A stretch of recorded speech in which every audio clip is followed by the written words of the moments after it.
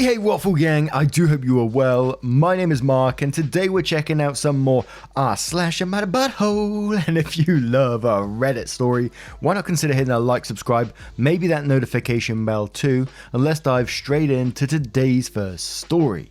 Now today's first story actually comes from a subreddit called Am I the Buttface? First time I've heard of it as well. I think it must have got created around Am I the Arsehole times, and this one just never took off as well, I think.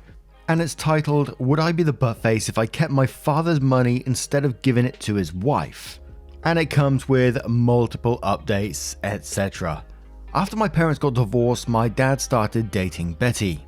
Everything started okay, but Betty became jealous when my dad spent time with me.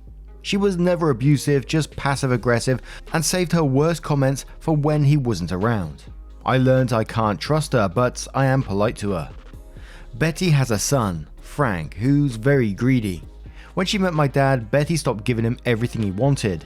In 2009, he and my dad had an argument that ended up with then 40-year-old Frank punching my then 70-year-old dad. My dad died a few months ago. The will was joint, so the estate goes to Betty, and once she dies, what's left will be divided between me, my brother Alan, and Frank. It's unlikely me or Alan will see any of it because Frank will drain her until there's nothing left, which has already started. They got married in 1996. In 2006, he changed the beneficiary on his IRA to only me, which I believe IRA stands for Individual Retirement Account. Could be wrong there, but that's what I think. It's not part of the estate. She is very nervous about the IRA. My dad was fairly wealthy, so between his estate, her retirement accounts, and them selling their house for almost $1 million, she is not going to starve, but she is still nervous. Alan called me with all this info because the estate lawyer is sending me a letter about it. Betty told him not to tell me anything, but he felt he had to. Haven't gotten the letter yet, but they may be setting up a trust that she'll want me to sign the IRA into. I expect a guilt trip about doing the right thing and following his wishes, but the reason that they had the joint will is because they couldn't agree on any kind of split, as my dad didn't like Frank and Betty doesn't like me. If I thought my dad had dementia, I might believe the IRA was missed, but he was very meticulous. It feels like making me beneficiary was his way of providing for me, knowing this would happen. It does not make financial sense for me to give the money to the estate and end up with 25% of whatever pittance is left when I could have 50% of whatever is in the IRA now. I would split it with Alan. My other reason for not wanting to share is that I'm currently pregnant and having this money would make being a stay-at-home mum easier and baby would get a jump start on her college fund. Would I be the buttface if I didn't give the money back to the estate and shared it with my brother? I might be the buttface because while I want to be ethical, I am having some schadenfreude, apologies if that's wrong, over being in control after she's treated me poorly for up to 30 years. I also don't need the money, but she doesn't either, so other info. I don't know why she wouldn't call me directly. Either the lawyer said not to, or this is another example of her not treating me as an adult. My brother is my half-brother. He was estranged and came back into our lives in 2008. I feel like he would have been on the IRA too. After my brother came back into our lives, but before he had changed his will. My dad always asked me to be fair with him, so I'd give him his share. Now I may be reading too much into this one, but it just felt like that last line where it said like my dad had always wanted me to be fair with him, like, you know, it was for that purpose, it was for you guys, so absolutely you shouldn't be signing over this IRA into the will. So it all felt very sort of, he done it for a reason to me, so absolutely not the buttface, not the arsehole, whatever we're going with on this one. But before we go into those updates, we're going to cover a couple of those comments from T Rose, who says, not the arsehole, your father changed it years ago, he wanted you to have that money. She has stuff left from him. Split it with your brother and live a happily ever after. You don't owe her anything, and her trying to hide from you gives off so many red flags. Dr. Governor says, under no circumstances sign the IRA into a trust. It was intended by your father to go directly to you and for Alan. My dad has always asked me to be fair with him. If he wanted it to go to Betty and her brat, he would have changed the beneficiary. That money was intended for you and your baby. I hope he or she is born healthy and happy. Long life and happiness to you both. The woman too says not the butt face and then quotes, "The will was joint, so the estate goes to Betty, and once she dies, what's left will be divided by me, my brother Alan, and Frank." And then says, "Unless your father was very careful in how he legally arranged things, there will be nothing stopping Betty from changing her will and leaving it all to Frank. It happens far too often. That might be why your father decided to leave the IRA to you, because otherwise you may get nothing." Hale says, "Not the butt face, keep the money, your father did this for a reason." And one more from Magnificent, who says, "Not the butt face, keep the money, your father wanted you and your brother to have it. Why on earth should you put your father's retirement money into a trust that will partly benefit his arsehole stepson? Betty can leave her son her money the same way your father left you his. Their financial situation is not your problem. I'm sorry for the loss of your father." Now we're going to move on to that first update to see what that says. So, update 1. I got my mystery letter. It was pretty much what I expected. Basically, please give me the money because it's obvious that your dad thought this would be covered by the will and he meant for all the money to come to me, then filtered down to you kids. Complete with a guilt-trippy paragraph about how they lived on their social security and withdrawing from their IRAs, and neither of them had a pension or other income. And I quote, "Only what we had saved over the years." There's also a line about how you can see that there is a large value to the items gifted to you and Alan, which I'm not going to argue with exactly, except that I sincerely wonder if she thinks I'm an idiot and doesn't realize I know how to add. She just sold their house for almost 1 million, or that I don't know what the apartment in Italy is worth, 350k. I find it very difficult to believe that my father didn't also have savings accounts and mutual funds. Plus, she's going to get widow survivor benefits in addition to her own benefits from Social Security. The items Alan and I were gifted come nowhere close to that. I think altogether there is a car involved. We're divvying up maybe 100k worth of stuff. Maybe. If we can get a good price for the car. With just those two sales, she could buy a house for 200 to 300k near her son and still have plenty to live on. But she seems to have a heart set on buying a house by the beach, which doesn't feel very much like my problem. From her letter, you'd think that this IRA has millions of dollars in it that she desperately needs to survive, but no. She tells me it's worth 55k. That's 5% of what she just sold the house for. I genuinely think it's both pitiful and pathetic that she wouldn't just let it go. But I'm sure she has Frank whispering in her ear about making sure she gets everything she's entitled to. But now I do have a copy of the will. Two things stand out for me from what she sent me. 1. The letter isn't on the lawyer's stationery, so there's been no official demand of any sort, and I feel like it's unlikely that I'll get one. 2. Nowhere in the will does it say that she couldn't just rewrite her will and give everything to Frank. Like I said in my last post, I don't trust her in the slightest. So I've contacted an estate lawyer so I can determine my next steps. Thanks for being here with me on this ride. I'll update again if there's anything more to say. Update 2. There's not a whole lot to update on as, for better or worse, I haven't heard from my stepmother in months, but I suppose this is some sort of closure for people who care. About a week after I got the letter, she sent me a text message asking if I'd gotten a letter and if I'd made a decision. I said yes and no, respectively. She hasn't contacted me since, so nothing since August. Since then, I've also had my baby, 5 weeks early, so it's not like I've had a lot of brain power to spend on her. I spoke with an estate attorney and she confirmed that there's nothing legally my stepmother could do to get the IRA, so I was in the clear there. She also confirmed that joint wills don't really exist anymore, so if my stepmother wanted to, she could just rewrite her will to exclude me and Alan or whatever she wanted to do. This left me with the interesting problem of how do I get the money, considering I didn't know where it was and I didn't really want to contact my stepmother and say, I am disinclined to acquiesce to your request, so tell me how to get my money. Because I felt like that would open up a can of, I'm not going to tell you until you agree to sign it over to me. Lucky for me, the lawyer I spoke to was also the son of an old Italian man like my father, and mentioned that these old Italian men tend to pick a bank and never change. So I googled around for investment firms until I saw a name that rang a bell and I went, aha! Long story short, the IRA is now in my name. Had to take a disbursement for the year and sent half to Alan.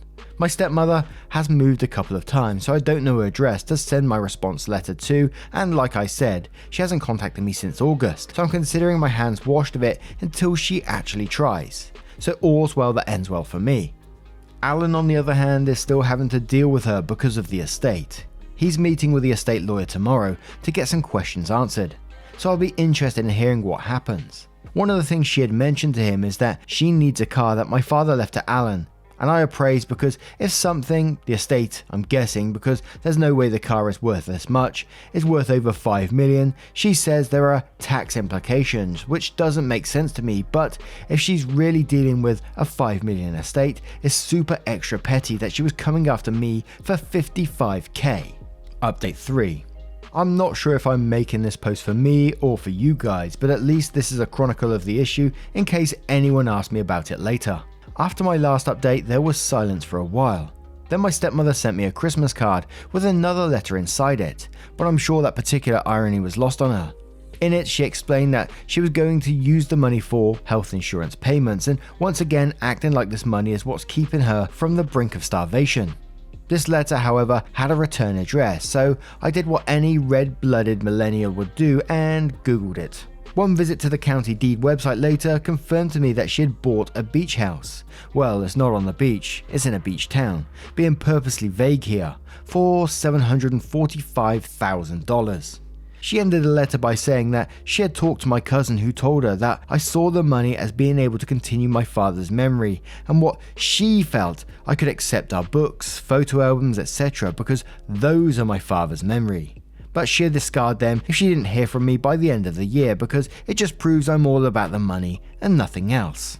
I'm sure the irony of me being all about the money while offering to replace it with material things while really wanting me to give money is also lost on her. Also the attempting to sell me memories, which was a nice touch. As I finally had an address to respond to, I wrote what my BFF described as the most polite bridge burning ever, and sent it off before her deadline. She called yesterday, which I did not answer. She left a message saying that she just received my letter that day. I know the USPS sucks right now, but almost 2 weeks for a letter. And to call her back so she could clear some things up. Her tone was very hostile, so I'm disinclined to call her back. Honestly, I don't really want to hear what she has to say, and I'm not sure why she think I would. Like, there's nothing really she could say that would convince me to give her the money, and she'll probably just yell at me like I'm the kid she still thinks I am. Hopefully this doesn't escalate, but if it does, you know I'll update. Ha!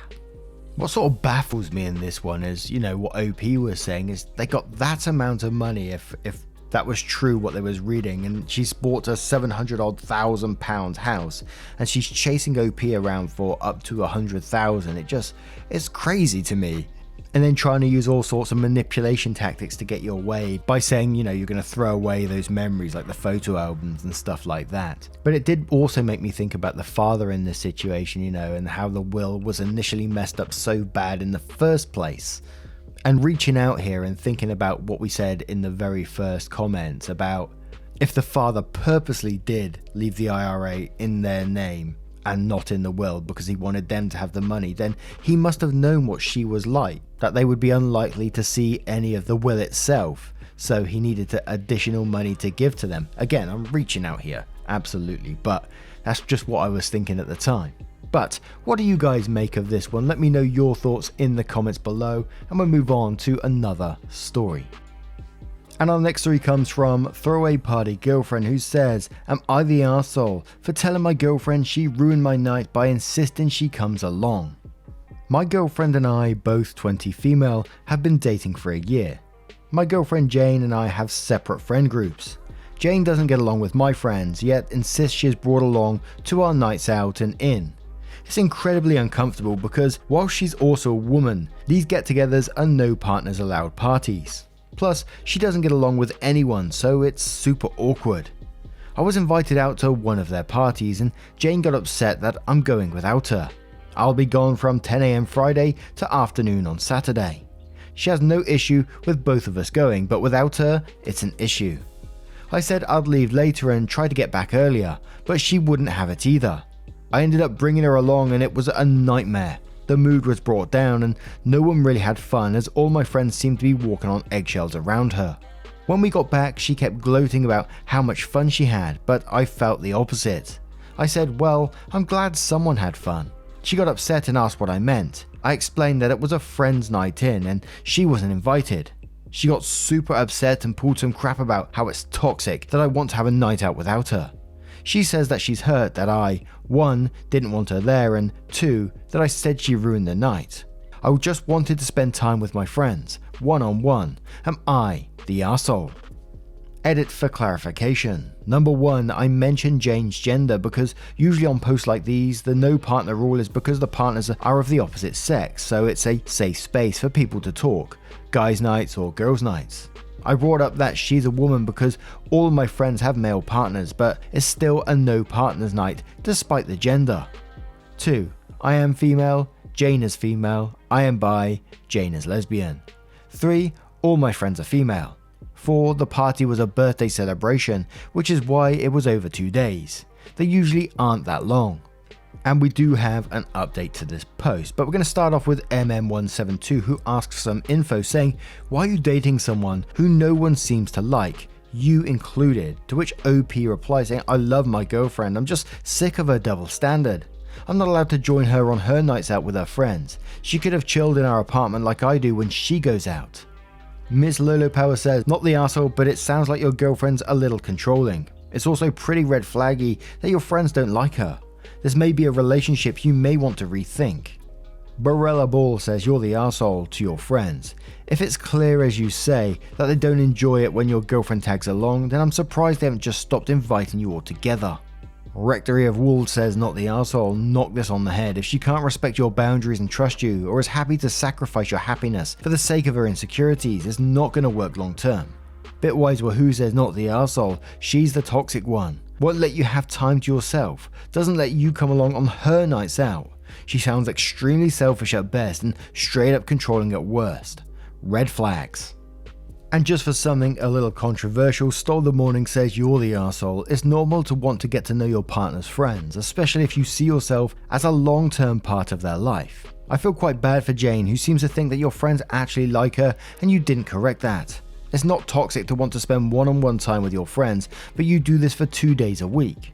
If you're out overnight every week, then I assume you're out partying and or clubbing, and normally people take their partners to house parties and clubs. It's also a bit weird that you and your friends have an explicit no partners allowed rule.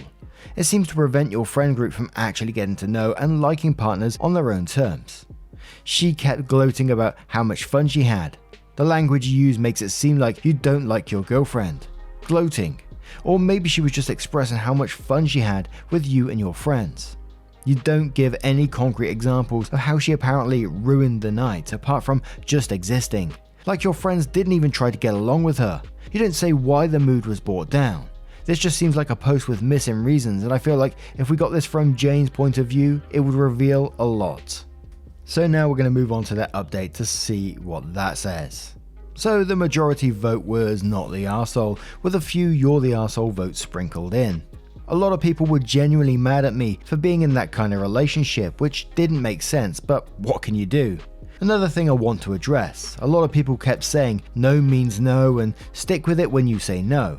I want to reiterate that does not work with Jane in these scenarios. She would show up no matter what or manipulate me into coming home or giving her the address. I got some good advice and used it to my best ability. I also feel I owe everyone an explanation as to why I was dating Jane.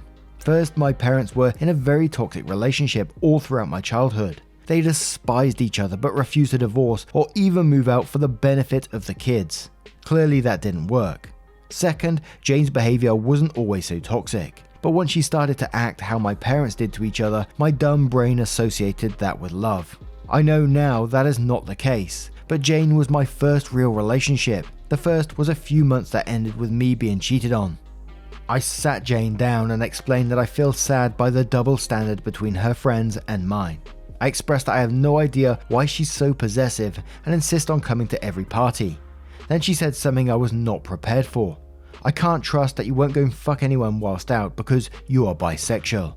She went on to explain that she finds many of my friends attractive and assumed I did too, and so projected her own attraction onto me and became jealous and possessive. She also said there's a 50% extra chance you'll cheat on me because you swing both ways. I brought up some issues with how she conducts herself and she began crying and gaslighting me. Actually gaslighting, but I stood my ground. As for why she's so possessive, in her own words she just is and does it because she loves me. I was shocked. I needed time to cool down and think, but I made the decision to break up with Jane. I don't want any biphobia in my life. I told her as such, but she did not take it well. As I was calling one of my friends, I noticed all my cash from my purse, around £100, was missing along with my card. That has since been sorted. She got very angry when I called her out and left for my own safety. I'm currently staying at my friend's house. Jane didn't want to leave and it was getting dicey. But I called the cops and they removed her. But I didn't feel safe being home alone after all that. I also apologized to my friend and she said it was fine. She was happy I'm out of the relationship. This friend is ride or die, as I am for her. I asked if she, my friend, would dump me as a friend if I continued to be with Jane and she said absolutely not. What kind of arsehole friend would I be? Who does that? So yeah, a sort of happy ending. Thanks to everyone who gave me good advice. And all I can say on that one is I'm glad you're out of that relationship and you're safe with your friend and they sound like an awesome person. So rely on that person and stick with them whilst you're getting back on your feet again. It must be very interesting to be in that mindset when you're realizing, stuff from your past, like stuff from your childhood is sort of repeating again in some ways. Like you saw your parents' relationship and your current relationship is bringing up those memories. It must be a very, very strange feeling. But what do you guys make of this one? I'd love to know your thoughts as always. Now, a huge thank you for spending 20 to 30 minutes with me today, getting involved in the channel, liking, subscribing, all that good stuff you do really does help, and I can never express that enough. Just to remind you, at the end of every single video there's a couple of playlists that you can scroll through, and it'll scroll through all the videos for you so you don't have to keep finding new ones. So just drawing, whatever you're doing, don't forget to let me know what you're up to whilst you're listening as well. It will scroll through and play those videos for you. A huge thank you from the bottom of my heart. Your love, time and support means the absolute world to me, and I will see you in the next one. Take care, guys. Much love.